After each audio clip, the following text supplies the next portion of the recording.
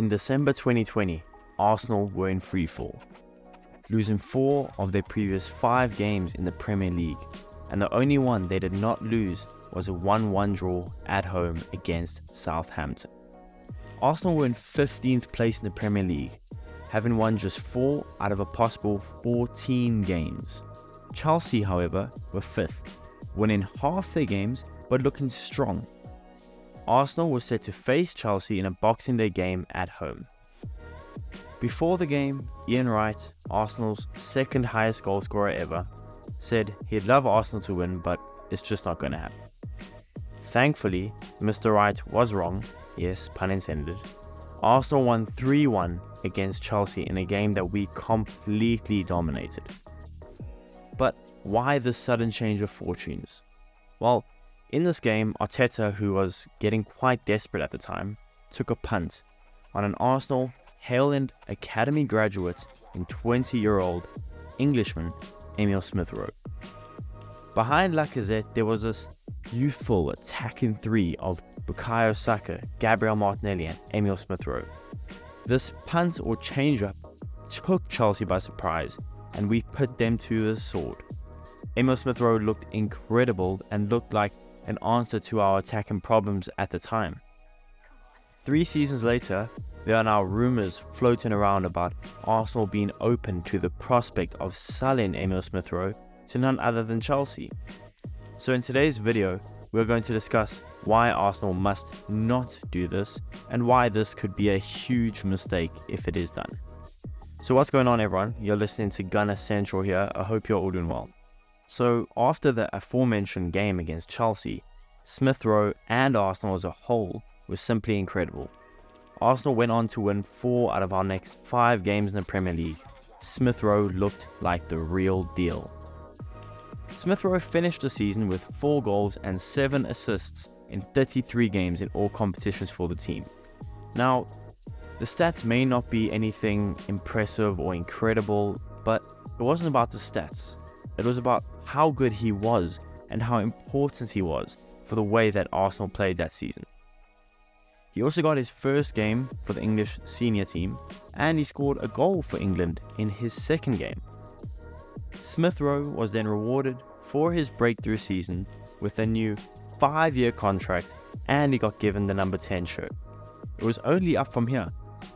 The following season, Smith Rowe was even better for Arsenal, who played better as a unit. Smith Rowe finished off the campaign with 11 goals and 2 assists in 37 appearances for Arsenal. Smith Rowe also had a goal in a 3-1 win at home against Spurs. Boy, was that a sweet result. Emile proved throughout the season that he was more than just your passing midfielder. He could also get important goals and be a threat when driving with the ball. He played all over the field during the season. He played, attack and midfield. He played left wing, left midfield, and even in the 8th position at times. The next season would be unfortunate for Arsenal's number 10. He started the season off with groin surgery on an injury that had been bothering him for several months before. This surgery essentially ruled him out for half the season, and even when he did come back, Arsenal were doing so well in the league that he didn't end up getting much game time throughout the season. He finished off the season with just 2 assists despite only playing 195 minutes throughout the campaign, so that was a positive. But that now brings us to where we are today. Now, as far as depth goes, Arsenal are pretty stacked in Emile Smith Rowe's positions that he plays. We have players like our captain Martin Odegaard, like Havertz, like Fabio Vieira, Trossard, Martinelli, Reece Nelson, even to some extent Declan Rice. Now, do I think all the players mentioned are better than Emile Smith Rowe? No. Look, I'm a really big fan of his game. Emile Smith Rowe, his ability to drive at defenders, deliver beautiful passes and crosses, the goal scoring threat that he possesses, and even his tenacity when tracking back and defending. So why does Arsenal want to get rid of him? Well, they don't, but also they do, depending on what article you read. So I'm not going to discuss if Arsenal actually are considering letting him go or even if Emile himself wants to leave, because neither of these are confirmed and there's too many conflicting reports. But what I will speak about is what I think Arsenal should do. Simple. Don't let him go. Unless an outrageous offer comes in that we simply can't refuse, say around the £60 million mark, then we don't let him go. Look, there's plenty of games this season between the Champions League, the Premier League, Carabao Cup, and even the FA Cup. And I don't know about you, but I think we have a good enough squad to be competitive in all 4 of those competitions. If you remember last season, what I think cost us the Premier League, other than Man City being so good, I think was our lack of depth, and quality depth at that. We don't know what injuries may occur or who might just be in horrible form. When Smith Rowe is on form, he is an instant starter for most teams around the league, probably other than Man City.